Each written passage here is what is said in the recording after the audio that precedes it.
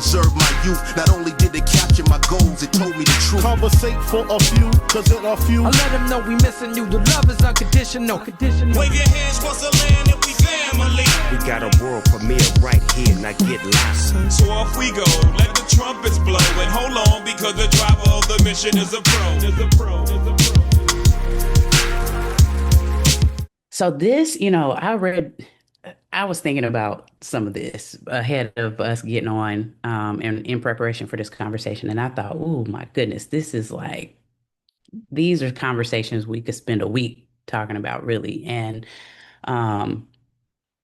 thinking about domestic violence, it brings me to thoughts that I have all the time about the fact that women in general are subjected to an amount of violence that is very difficult to comprehend in terms of rape culture and just what has been normalized around how women are treated, how they're viewed. And then it is just disproportionately worse for Black women. And, I think it's for all the reasons that we know and that we talk about commonly. We live and are acculturated in a society that is steeped in white supremacy culture. So, as the Black community, we are living inside of an oppressive system, a violent, oppressive system. And many of us walk around with a lot of internalized racism, a lot of unchecked, unrecognized white supremacy culture beliefs that we impose on ourselves, we impose on each other, unfortunately. So, I think violence against Black women is so much worse. And one, because of the lack of response from the system around us. So we think about how law enforcement really does not respond to the needs of Black women or violence against Black women in the same way that, when violence is reported against white women, it's not the same. So we have the systemic response or lack of response and care. We have then the lack of response from our own community. And I think it's for those reasons of the internalized racism. And so much of it really has been normalized.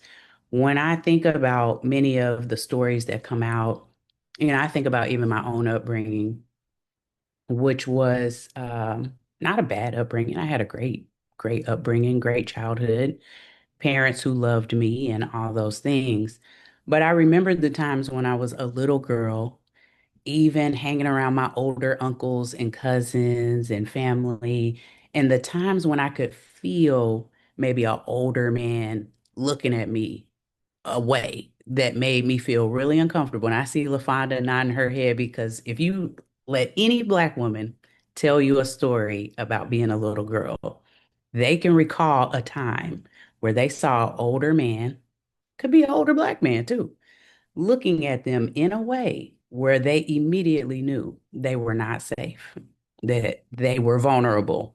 And they didn't even know the depths of that vulnerability, but they knew that the look wasn't right. It wasn't on the up and up. They knew it was an unsafe look. And so from the times when we're little, those are things that are always happening. And it's somewhat normal in our community. I think about now as an adult, there are uncles, friends of the family, the fake uncles, play cousins, that everyone knew was doing things that were not okay to kids, to young girls. Nobody said anything. And there aren't very many Black families that I've been around, that I've worked with, that I've talked to people who didn't have one of those people in their family where it's like, yeah, I had one. We all do. And for some reason, there are things that we allow to go unchecked, that we allow to be way too normal, or get excuses made for those people or whatever it is. And so I just think about all the complex layers that make violence against Black women, really invisible, or it does not get the response that it really deserves. And it's hard to hold the system accountable when, like, within our own community, we're not holding each other accountable in the ways that we should. That we're not doing the prevention types of things that we should, or having the preventative types of conversations that really we should, because people get uncomfortable, Yeah. and so those are some of the things that I thought about when it comes to why we are particularly more vulnerable than other women populations. LaFonda? I am going to, I think, just echo a lot of what Dr. Jones has already said. I thought about this question a lot too. I think social media and the media definitely play a part for sure. Um, the media doesn't elevate stories um, about Black women in the same way. Stories about domestic violence, kidnapping, murder, they don't get the same level of media coverage or empathy in the same way that white women do. And even when you're on social media, the comments under a post when we're talking about Black women and violence, domestic violence, any of those things, there is still a lot of victim blaming under those posts when we're talking about Black women. Those comments are very different when we're talking about Black women than when we're talking about any other race of women. And so when you are a part of a group that is largely unprotected, it is very, very easy for your challenges to go unnoticed or uncared for. So I mean, I could repeat everything that Dr. Jones has already said. I think there's additional layers when we talk about invisibility or why Black women's trauma when we're talking about domestic violence is not, I think, I don't know if I want to say elevated or cared for as much, but there's layers to domestic violence itself. So when we talk about it, we talk about it at the surface level. When we're talking about it in groups, we're talking about it at the surface level. We're on the outside looking in, right? And I heard this with even the Justin and Serena Fairfax conversation. Like, he was a good guy to you, right? We don't know what was happening in that home. We don't know what is happening in the home of an abuser. And domestic violence doesn't always just mean physical violence, it could also mean domestic control. There are layers and layers and layers to what it means and what it looks like. There's mental and emotional, physical, sexual, financial control and manipulation. So when we say that it still feels invisible, it can actually be because it is, right? Like, you might have someone listening right now who is in a domestic situation, a control situation, and maybe their partner's not physically violent or physically violent all the time or yet, but there might be other factors. And Dr. Jones can probably speak more to this. I'm not a therapist, but like, statistically, I think statistically that leads to them being physically violent at some point, right? And so maybe they're just not there yet. So when we talk about Black women being in situations where there's a domestic violence situation, and why maybe it's not getting the attention it deserves, I don't think we're always looking at it holistically. And people often judge, right? Like, why am I helping her? She didn't go back anyway. Um,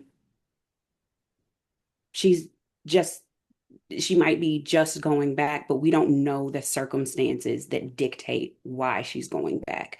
Are there children involved? Are there financial consequences to her leaving? Abusers are really, really good at, playing the game, really, really good at being manipulative, really, really good at holding the purse strings and, I've got this thing on camera and I've got this, thing that's a thing that's going to manipulate the situation. And so we can't always be the judge of what is happening in someone's life. And I don't think we do enough listening to what is happening when people are maybe throwing out the signs that they are in an abusive relationship or saying that they're in an abusive relationship. We want to judge first. And I think that we need to stop doing that.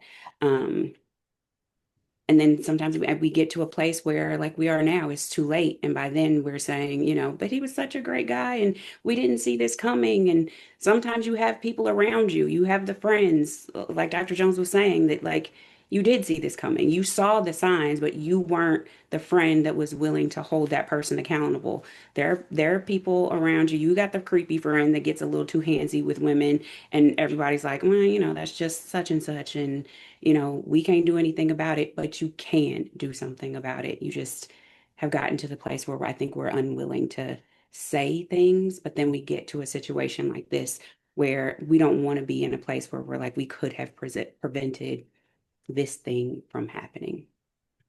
And what's particularly sad about this, that there were signs. Mm-hmm. Or knew that there was alcoholism on his part. Yeah. There was depression. Mm-hmm. He had secretly purchased a firearm. They knew all of these things. And I think they gave him like 2 weeks to leave the home. Why not just say, hey, listen, you got to go now? Or we'll send law enforcement to escort you there to get your stuff and then you leave. So the system let her down, let her children down. And I'm talking about Dr. Serena when I talk about this. But I'm going to go back to when y'all talk about little girls, little Black girls, and the inappropriate looks. I remember talking to a group of women who were friends of mine, and they were talking about somebody who was handsy. And they were talking about different situations. And they said it to me, and I sat there, and you two know me. And so my anger went towards them. And I said, well, wait, why the fuck you ain't tell me? Because I would have checked that. And their response was, you know what? We've been dealing with this for so long. Since we were little girls, we know how to handle it. And that's not right. It wasn't an acceptable answer for me. I feel like it's our duty to protect the women that we love, right?